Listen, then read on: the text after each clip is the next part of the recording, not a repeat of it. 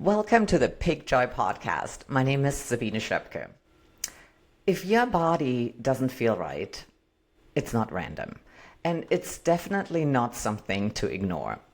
And most people are walking around pretty disconnected from their bodies, overriding signals and normalizing exhaustion and often calling it just life. Like that's just how life is, or I'm getting older. But your body is really not the problem. Your body is simply the messenger. And today I am talking to Dr. Emily Rödersheimer, who helps people understand what's actually going on beneath the surface. Not just symptoms, but root causes. And what I love about this conversation is that it goes beyond health. We're talking about the nervous system, about self-trust, and about what happens when you finally start listening to yourself again. So I'm really excited to dive in. And Dr. Emily, I am so honored to have you here. Welcome. Oh, thank you, Sabine. I'm so excited to be here. Wonderful. So for those who may not know you yet, how would you introduce yourself today? Sure. Well, I was trained initially as a primary care doctor, and I did that for about 15 years. And I liked my job. I really loved my patients and the connection. And then I found something called functional medicine. And I read an article about functional medicine. And in that article, there was a discussion of how food can create inflammation in our body.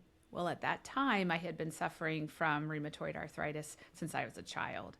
And so this was an intriguing idea to me because in my medical training, I had learned nothing about food and inflammation. So I said, well, this is interesting. Let me see what this is all about. So the article suggested that you try changing your diet and lowering inflammatory foods. And so I took that on, kind of an experiment on myself.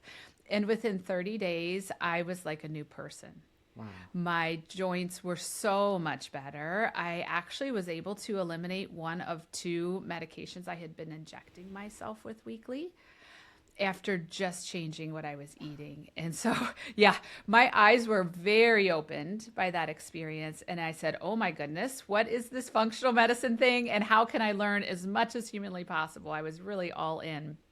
And so then I pursued training in functional medicine. And over the course of about 2 to 3 years of really diving in everything I could read and learn and implementing it all on myself, I became certified in functional medicine, but I also was able to stop all my medications and I'm in remission from my rheumatoid arthritis. So again, eye-opening what the possibilities of how the body can actually heal itself when it has the right atmosphere, the right environment, the right conditions, and when we start to actually listen instead of trying to ask it to be quiet. And how long ago was that you discovered that?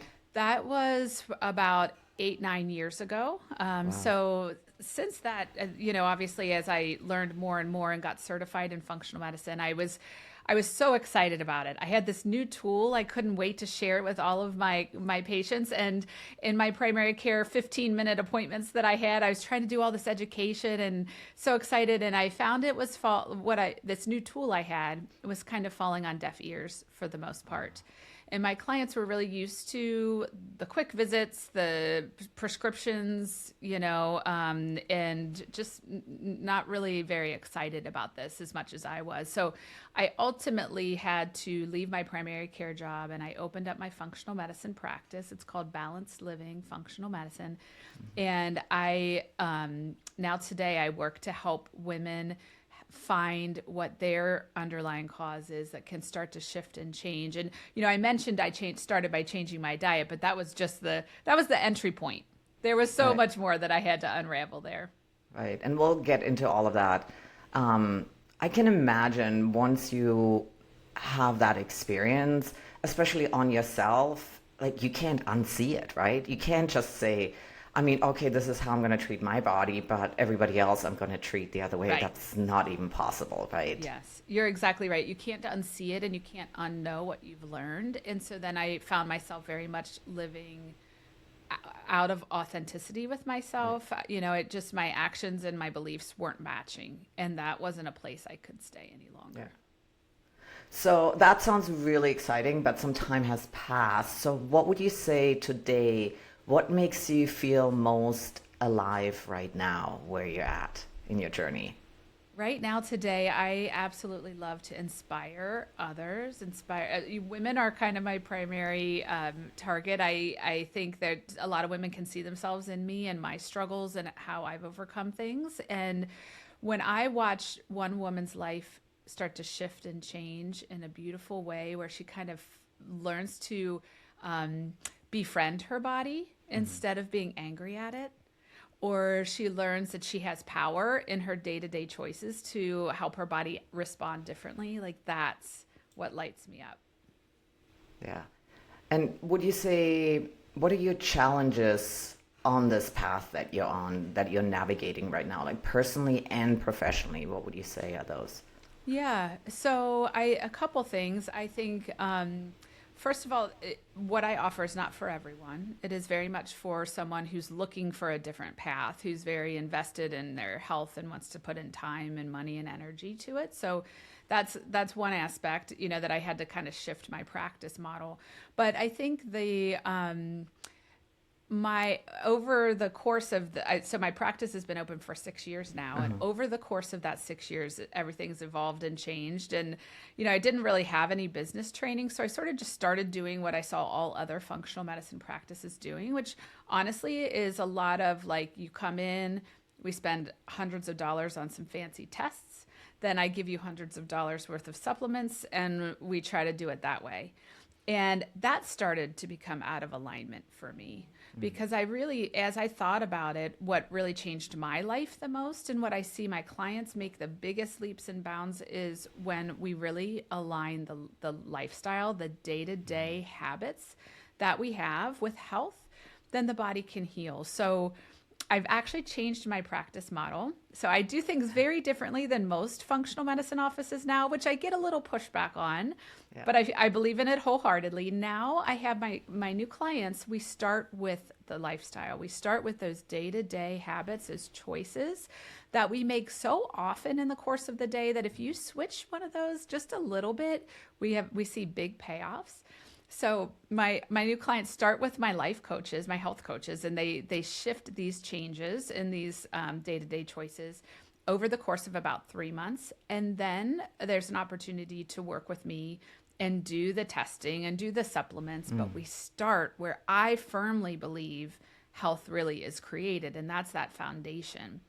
In those 3 months with my health coaches, we see on average a 63% reduction in symptoms. And that is greater than anything I've ever seen with medications, supplements, you know. So I think the model is a little bit backwards in some ways, and that we're taught to look for a problem. What's the problem? Let's diagnose it. We need lots of tests. I need to know the name of what's wrong with me. But sometimes the name of what's wrong with us is really that we're not listening to the signals, or we're not giving our body what it needs, and it's not as exciting or as fancy as, you know, some diagnosis, but you don't actually need a diagnosis to heal. Right. So let's take a step back. What originally made you start looking deeper instead of just accepting the health challenges that you had? And maybe there was a moment where you realized, okay, something is really wrong, or what was the spark for you to look deeper and look into a different direction than what your doctors were taking you? Yeah, I really think it was, I have to say, like a moment of divine intervention for that article to land on my desk and for me to start to learn about functional medicine.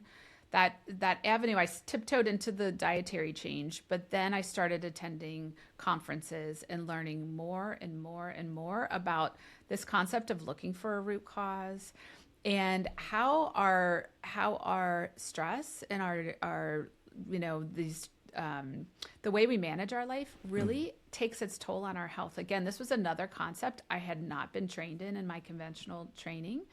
And once I saw that, at this conference I remember going to, and we learned all about like cortisol and the stress hormones and the impact that they have on our health and our ability to heal. And I remember sitting there thinking, oh, I'm not stressed. What are you talking about? I've got it all in the meantime, I'm like running like a hamster on a hamster wheel, right? So, Yeah. but it took someone to actually explain this whole scenario for me to actually, oh, wait a minute. I have to look a little deeper here and do some self-evaluation and see that, yeah, I'm actually a big part of why, what I'm doing is actually a big part of why I have these symptoms, which is sometimes we don't want to see. But for me, it was a really powerful moment of change. So that's exactly that point. Like, where do you think, or what do you think are most people getting wrong about their health right now? Like for you were in denial. You were like, I'm not stressed. I'm fine, right? Like, Yes. but like in general, with the people, the clients you have, the people you see, what would you say are the biggest roadblocks? Sure. Yeah, I think that right now in our society and with social media and influencers and all these other, avenues that we're being shown, it looks like our health should be a job. Like we have to do more, take on more. We need the latest gadget. We need, all the fanciest shots or supplements or whatever. We need all the fancy kind of things, and we need to do more. We need to be at the gym longer. We need to, do the red light therapy, like all these things, right? Which none of them are bad and wrong, but what I see for myself and for my clients is that actually we need to do less. And it's in that building space for our body to actually be instead of do all the time is really where there's such a beautiful shift. Because in that space, I call it a pause. I like to talk about a pause, but in that space of just calming down and slowing down, the nervous system will shift. And it kind of downshifts from fight or flight survival mode, which I think probably your listeners are quite understand that concept, into the parasympathetic rest and digest mode, which is actually where our body can heal the fastest. So it's like one of the easiest ways to heal is actually to slow down and let your body do the work. Right, instead of running around and signing up for more things and doing more. And I think that in itself becomes stressful because there's so much noise out there that you're like, oh my God, maybe I'm doing this wrong. Maybe I'm missing out. Maybe I should be doing more. And I realized that for myself, the more I was pushing myself harder, working out, the more weight I gained. And I was like, I don't understand what is happening, and once my trainer was like, no, we're going to bring this way down, and now we're going to start doing yoga, and you're not going to come to the gym, and we're going to now slow this down, it all kind of like just settled down and calmed down. And it was really incredible. Like you said, we get into that hamster wheel and just feel like, oh my God, I need to do more. I'm not doing enough, which is I give your trainer a lot of credit there because many trainers might just keep pushing you, but he or she had the knowledge to say, wait, this needs to look a little different now. And I think as we approach midlife, that our bodies don't respond in the same way. Right. And I hear that a lot from clients. I used to be able to just spend a couple more minutes on the treadmill and I could get my weight back where I wanted it. And now that doesn't work. And so we have to shift and grow and adapt with our bodies as we change, as we age. And I think I love your podcast is Pick Joy. And I think, when we're so busy doing, how does there room for joy? And that is such joy is a healing emotion. And so what if you got to feel good, have joy, and heal all at the same time? Yeah. What would you say is your most unpopular belief that you have, or where you get the most pushback from that people are like, no? I would say very similar to what your trainer was expressing to you. Many of my clients tend to be very high performing women who are just killing it at the gym, killing it at their job, doing all the things, but they also are very attached to that performance, right? And I feel good about myself when I do those things. And so having a conversation like, you know what, we actually want to slow down on the exercise a little bit. We want to shift into maybe some yoga or away from, CrossFit into, just some shorter workouts. You don't need to stay at the gym for an hour and a half every day. That I get a lot of pushback there. There's fear, and it makes sense because that's what we've been told and what's been explained to us for so long. This is how you keep weight off. This is how you stay healthy. But that paradigm needs to shift a little bit because we can't actually. It's not about killing your body. It's about utilizing your body in the way it wants to be used. Yeah. I feel like for me, looking back, I feel like I really tried to beat my body into submission. Like, no, we're gonna get pushed through this, and no, we're gonna work longer, or no, we're gonna lift heavier, or no, we're gonna lose that weight by not eating or by working out more. Like, now that I know what I know, I look back and I'm like, that was really cruel. Yeah. Yes, but understandable, right? Because that's what you had been told. So I think sometimes there can be a feeling of guilt or once we see that there's another path, and I don't want anyone to feel guilty. We always, when you know better, you do better, and your body will always respond when you start to listen. Yeah. So let's talk about the nervous system a little bit. How connected are our symptoms to the nervous system? There's a lot of connection there. Really big connection. I don't know the exact statistic off the top of my head, but it is somewhere over 80% of visits to the physician are related to some form of chronic stress. So back pain, hypertension, diabetes, like it's all fatigue. I mean, that's a big one. I see a lot of fatigue in my practice, and when we run on, I like this analogy. Maybe you'll enjoy this too. Our nervous system, I think of it as like the wiring for our electricity in our house, right? Yep. We've got all these wires going in between the walls and to the outlets. And when we're in more go, go, go mode, it's like we've turned on all the lights.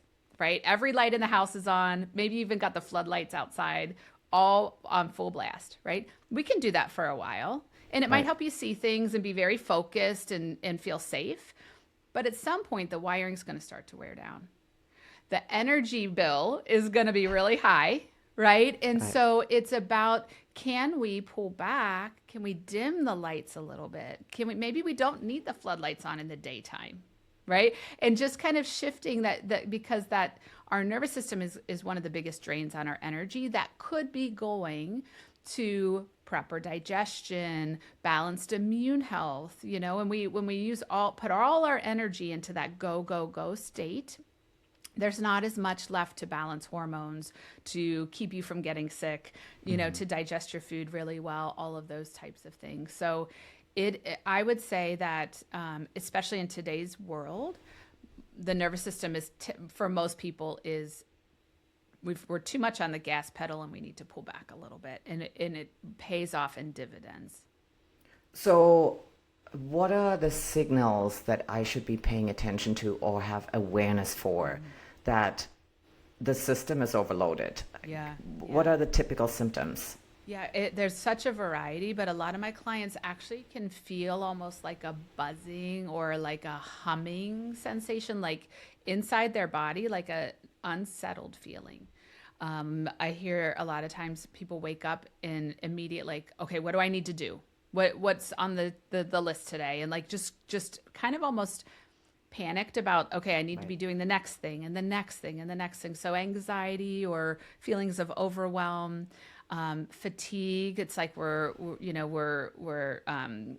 so kind of frenetic, but also tired at the same time, and lack of sleep. You know, it's very hard to get into a deep sleep if our nervous system is revved up and all those lights are on in the house. Digestive issues, bloating, indigestion, IBS type symptoms, mood changes, irritability. You know, it's hard to be patient with our loved ones when we are overstimulated. I just actually was talking to a client of mine. She's a stay-at-home mom with 4 kids. And she said, you know, there were days before she started working with us where she was so kind of revved up and overstimulated that if her kids wanted to like snuggle with her, it was like too much. And she felt like a bad mom. But it was like she had already overstimulated, and then that extra stimulation just kind of was more than she could handle. And so I think there's that's a lot of what we see, and really it can be so many other things too. Yeah. So if someone recognizes these signals or they feel disconnected from their body, you know, where do they start? Well, I love to suggest a pause. And so the simplest thing, I call it push pause to heal, is like a 3 to 5 minute pull yourself out of the mayhem for a moment, step off the hamster wheel, and just allow yourself to be for a few minutes where you're not productive, you're not problem solving, you're not helping someone, you're sitting and you're resting in a way that feels good to you. So for me, I like to close my eyes and start with a couple full deep breaths. We know that when we take a really big deep breath, it triggers our vagus nerve and helps to calm the nervous system down. And then I think for those that are disconnected from their body, which is a lot of us, I like a body scan. So just sort of starting at the top of your head and saying, hey, is my forehead all wrinkled up, you know, and am I clenching my jaw? Because those are things that we can get into and not even know. Are my shoulders up in my ears? And just kind of stepping down through the different areas of the body and trying to relax any tension that you feel. And by the end of 3 or 5 minutes of just sort of like shifting in that way, generally there's a peace on the other side. And it might not be monumental and right off the bat, but a little shift. In those moments, once the parasympathetic nervous system has kicked in, our brain shifts gears a little bit from what we were using in that go mode. We're using the old part of our brain, our reptilian brain that is very focused on survival. It's not actually the smartest part of our brain. We have this prefrontal cortex, which is in the front of our head, and that is our most evolved part of our brain. And that can come back online after you take a pause. So at the end of the pause, you might find that like that problem you had no idea how to solve suddenly feels a little more clear. You may, that patience that you had lost with your family starts to come back. The day feels doable again. You feel like you have some locus of control because you've brought back your higher level thinking and your faculties that can help you get through what you need to get through. Yeah. It makes a huge difference. Like sometimes when I'm stuck with something, I just take the dog and go for a walk. That's and perfect. If it's just That's a 10-minute walk and I Yes. come back and it's like, oh, Yeah. here it is. Okay. Walking is literally one of my very favorite pauses, actually. I get so much clarity being outside. I think that's a great option. Yeah, well. I think that's a really, because people, I think, underestimate the things that can actually make a difference. And it's a little difference here and there. And for me, a big thing is the breathing.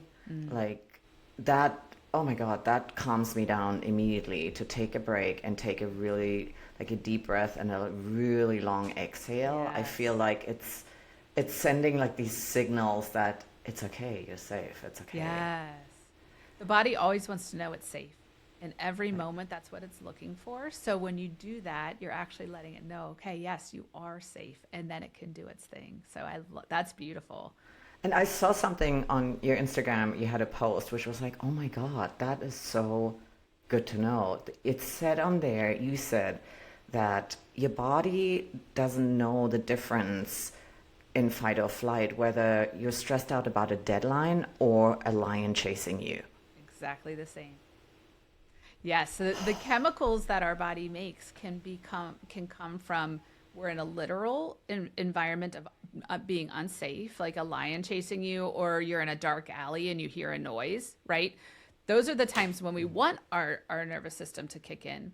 But the same chemical cascade that's produced in those situations can be produced when we're laying in our comfortable bed, safe and sound at night, in a very, a nice neighborhood. Nothing's coming after us, but our brain is creating these scenarios. Oh, I forgot to do that, or somebody's mad at me, or that tough conversation. Right. So then now we're flooded with the same chemicals that we would have been flooded with if we were being chased by a tiger. The body doesn't know the difference. So we have to be careful with where we let our minds go, which is a challenge for sure. But, tuning in any way that you can kind of regroup or reframe or let it out in some way. I like journaling. If you're really worried about something, putting it on paper lets your mind let it go a little bit. Talking to a friend or loved one, doing something with those thoughts that are creating that chemical cascade is a really good way to get out of that. The other thing that seems to be working for me is that I schedule time for myself. Just like I schedule this interview, Yes. I schedule time for myself because I realized, oh wow, I am really disciplined about my work ethics and all of that stuff, but I'm really not disciplined when it comes to taking time for myself. So I scheduled and I kind of took a step back and looked at, okay, when do you feel the most drained? And so I scheduled a 30-minute nap for myself Monday through Friday.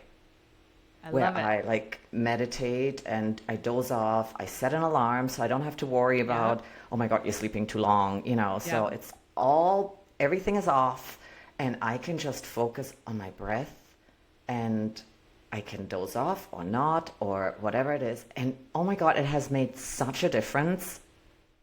That is a beautiful pause. That is just beautiful. And you're shifting your body into healing mode. Mm-hmm. So you're going to feel the energy probably feels better on the other side of that. You're ready to go. Oh yeah. That's amazing. And you're so right. I agree. If we're really good at putting the things our children need or our, spouse or somebody from work needs, we put those things on our calendar and we forget to put the things that we need on there. And so I love that you scheduled that for yourself. That's awesome. I'm going to have to do that too. Yeah. And I think it looks different for everybody. For me, Yes, it's such a joy to just take a nap, just whatever it is, whether it's a nap or it's a meditation, whatever that day calls for. But I give myself the freedom, but everything is off, phone is off, and it's just my 30 minutes for whatever it is that I need. And I bet, I don't know if you're like me, but I bet you start to crave it. You can't wait for that time of day. That's kind of how I am. I know that I have a pause coming, at this certain time. I can't wait. I'm like, oh, it's so delicious. It is. Yeah. And even the dog has tuned in. By the time it's around that time of day, she comes up to me and she's tapping me. Okay, let's go. It's nap time. Yeah, that's awesome. The other thing I wanted to talk about is unprocessed emotions and how they show up in the body, because it's not just the stress we're having right now, right? It's the stress that we've carried with us along the way from past experiences. Is that correct? Correct. Yeah. So the research shows now that the emotions, the strong emotions that happened, whether childhood, earlier adult life, years ago, that we didn't have a safe place to process them at the time. They got stored in our body and in our cells. And there's this book is called The Body Keeps the Score. Your body knows every, and it's the more we pack in there emotionally that's not been let go or processed properly, the more we ignore that or we just push our feelings down, the bigger it's going to show up as far as a physical symptom goes.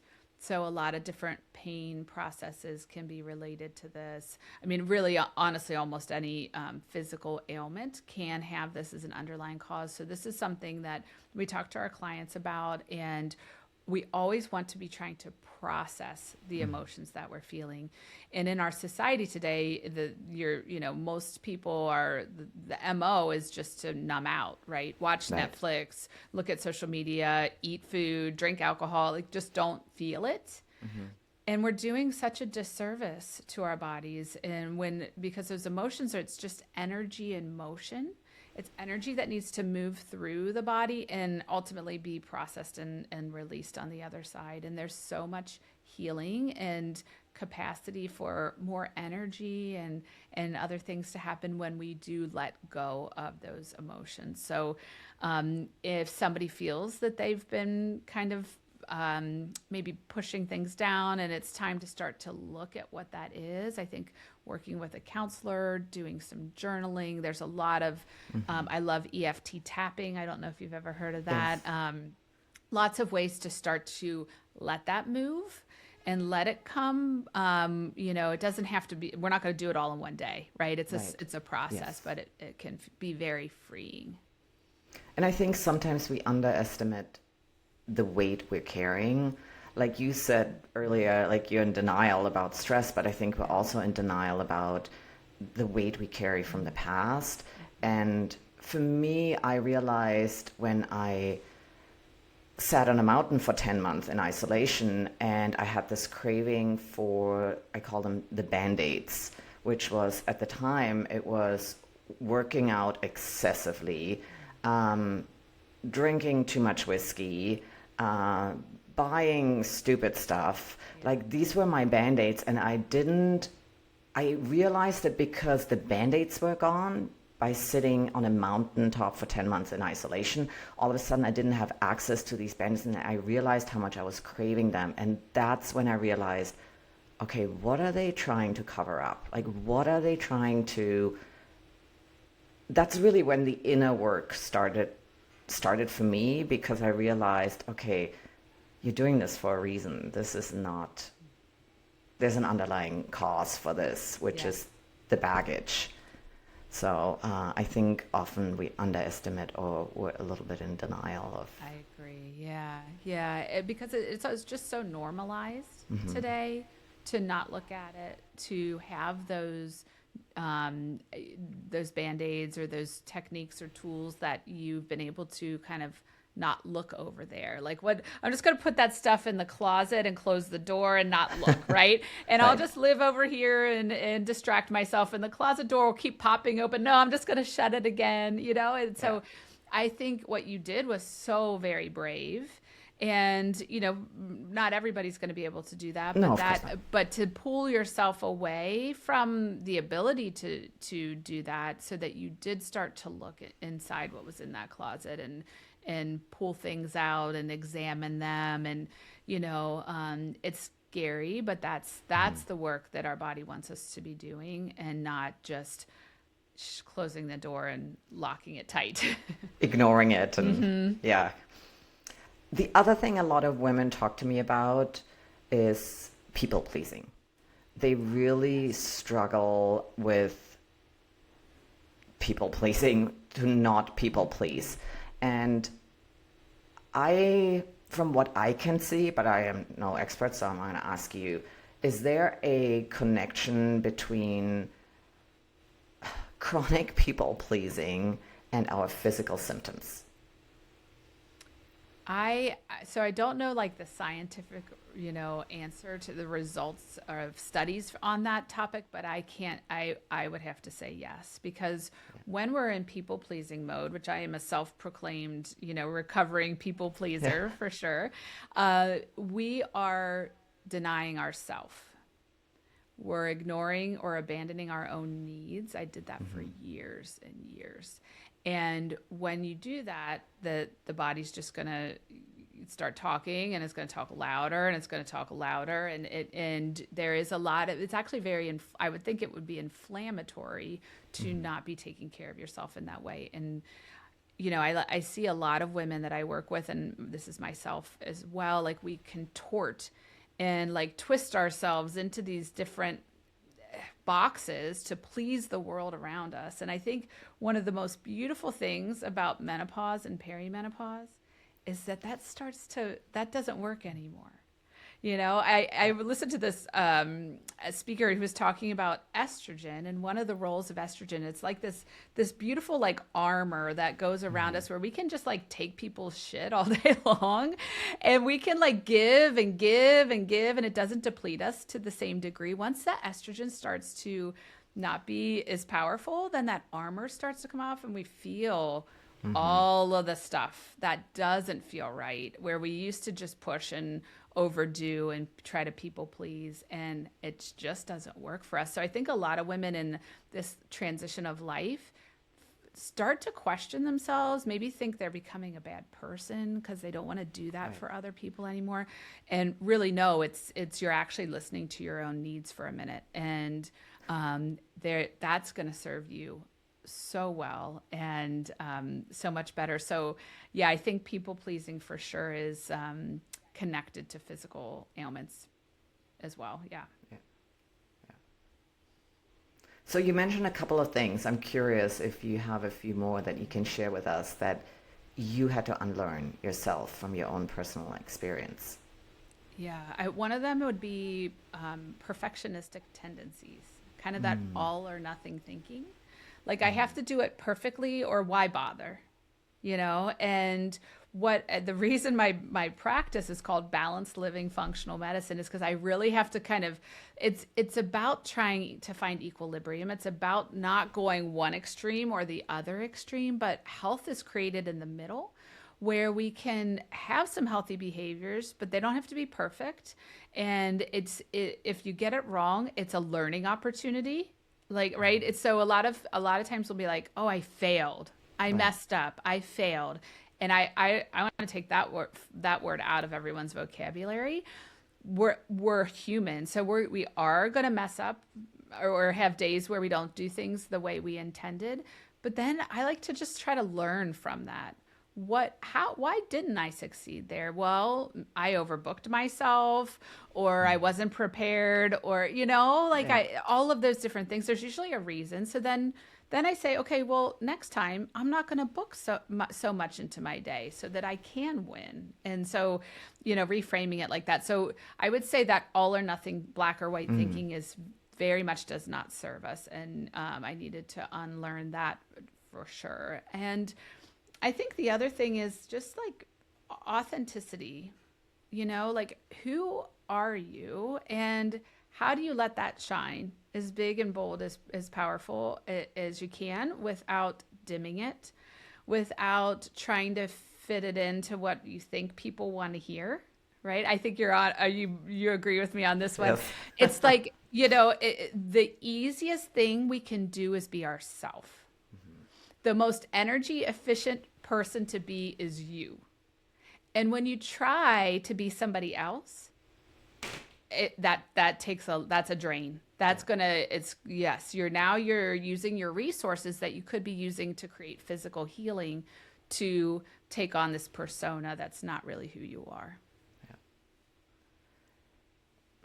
From my own experience, I know that there's a cost associated with unlearning certain behavior.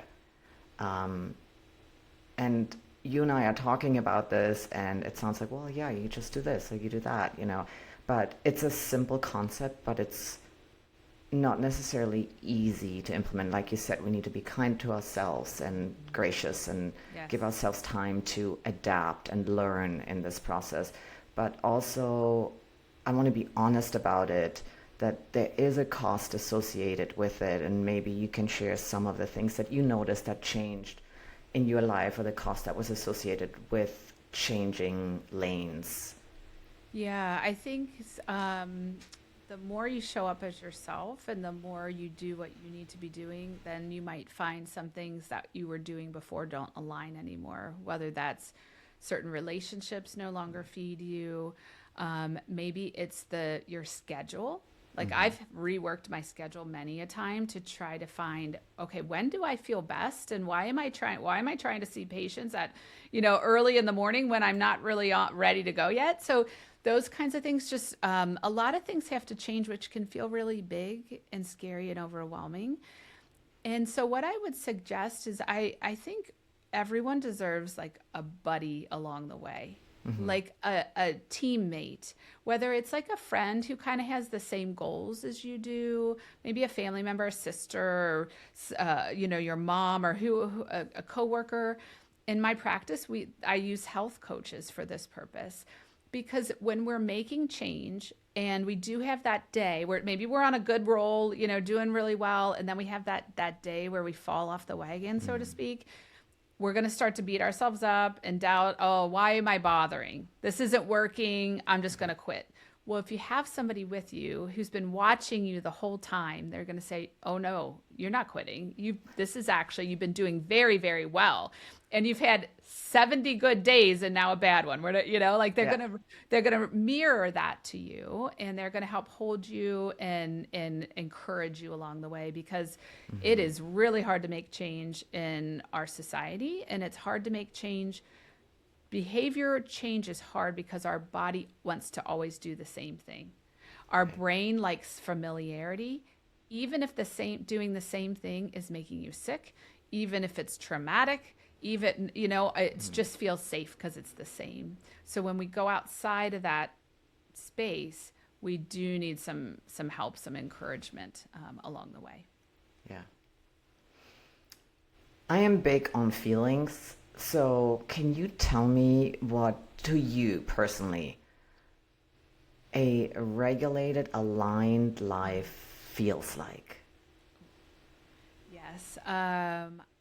One of my clients just told me the other day she felt content for the first time in forever. Like there's just like this present moment, there's nothing wrong with it. I'm okay right where I am. I'm peaceful. I'm content.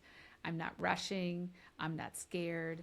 I'm just, life is okay. And that's a beautiful place. We're not going to live there. That's not a 24/7 feeling, right? But that to me is how I feel after I pause. That's after I take time for myself, I feel that again. And then when I go back into my life, I am a whole new person on the other side. And so I think that peace is probably the best word for that. What do you think? Exactly. That's where I've been at. I am content and I'm at peace. Those are the exact two words, because it's not the fireworks anymore, No. It's peace and being content, and it just feels so good. And like you said, it's not a 24/7 state, but I feel like it's a state that shows up more and more and more. And Yes. where before it was like barely ever happened, right? But now it's like, okay, and I know how to get there now. Like I know what I need to do to get into that state. And so it's available to me. That's power. That is power, to know to be able to manipulate like your day in a way to get yourself there. That's powerful. You have that tool. Nobody can take that from you. Right. That's amazing. Yeah, I love that. I love that. It's the stages of change. There's what's happening as you work towards, like every time you take that nap time or that meditation time for yourself, and you get into that more parasympathetic state. There's something called neuroplasticity, where the brain is actually rewiring its neural pathways little by little. It's a slow process, but little by little. And so every time you do that, the next time it's a little easier to get there, and then a little easier. And that's exactly what you described, is now you can get to that place much easier than you could when you started. That doesn't mean that when you started you were doing something bad or wrong. You were just at the beginning of rewiring your brain for a whole new way to go to live. And that's beautiful. I love that. Yeah. If somebody is at the beginning stages of that and they feel frazzled, disconnected, and all of those things, what would you want them to hear? No advice, or you should do this or that, but what do they need to hear in order to start this journey? I would love to tell them that they're not alone and they're not broken. There is nothing wrong with you. Your body's just responding to what it's known and been shown. And so there is always something that can be done and you can feel better. I am very much opposed to the way society sells kind of aging and decline as the norm. I disagree completely. I think that's the norm if you're not in alignment with yourself, if you're not finding joy in your day-to-day life, then we do decline, but doesn't have to be that way. And each person listening has the power within themselves to make that shift. It often just starts with the decision, I'm ready to do something different. I agree. Because from my own lived experience, there's the whole aging thing is like needs to be thrown out the window. Yes, because yes. I now at 54, I feel better than I ever have. And I'm in such a different state and I wouldn't want to trade it for anything. And It actually angers me when and I have clients that, a lot of my clients, they've seen many other doctors and didn't have the answer, and they end up in our practice, and, they're often told, well, you're getting older, or like the woman I spoke with yesterday, well, you have 4 kids, you're going to be tired. That's not okay. no. That is not okay. And it's not all about aging, and there is a way to do it gracefully and enjoyably and actually thrive. Yeah. And you're a great example of that. So Dr. Emily, is there anything we haven't talked about that you want to add that you think is important? I think this has been a really great conversation. I just would say your body is capable of so much healing that you can't even comprehend. That's the beauty of my job, is day in and day out. I watch people's healing process, and I'm not the healer. Like, I'm the guide, and and my health coaches, we're the guide. We don't actually heal anyone. You're doing it. Your body's doing it. And there's so much capacity there. It's just beautiful to witness. So that would be my last little bit, is no matter where you are, there's generally a lot of healing still available to you. Today's conversation really brings me back to something so important. Your body is not the enemy. Your body is the messenger. And when something feels off, when you feel tired or wired or disconnected or overwhelmed, it does not automatically mean there's something wrong with you. You're not broken. It may simply mean your body has been carrying too much for too long. And what I loved in this conversation is the reminder that healing isn't always found in more effort, more pressure, doing more, performing more. Very often, healing begins in the pause, in the breath, in the moment you stop overriding yourself and start listening instead. And for me, this conversation also touched on something even deeper: how much the body holds. It's stress, emotion, patterns, the weight of who we've had to be or what we experienced, and how powerful it is when we finally begin to choose differently. Dr. Emily, thank you so much for this conversation.